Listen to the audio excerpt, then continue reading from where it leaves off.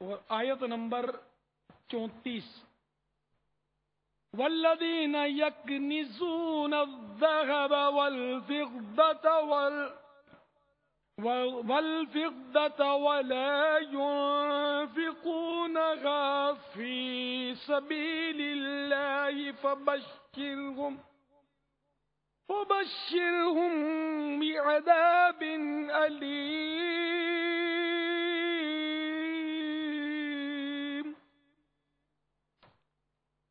میرے آقا نعمت امام اہل سنت عظیم البرکت عظیم المرتبت پروانہ شمع رسالت مجدد دین و ملت مولانا شاہ امام احمد رضا خان علیہ رحمت الرحمن اپنے شعراء آفاق ترجمہ قرآن کنز الایمان میں اس کا ترجمہ کچھ یوں کرتے ہیں،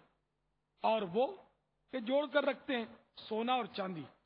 اور اسے اللہ کی راہ میں خرچ نہیں کرتے، انہیں خوشخبری سناؤ دردناک عذاب کی۔ اس کے تحت حضرت سیدنا صدر اللہ فاضل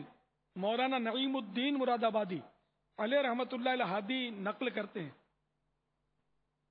بخل کرتے ہیں اور مال کے حقوق ادا نہیں کرتے، زکوٰۃ نہیں دیتے۔ شان نزول سدی کا قول ہے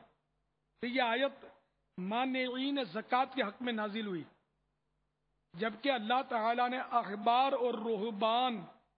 کی حرص مال کا ذکر فرمایا۔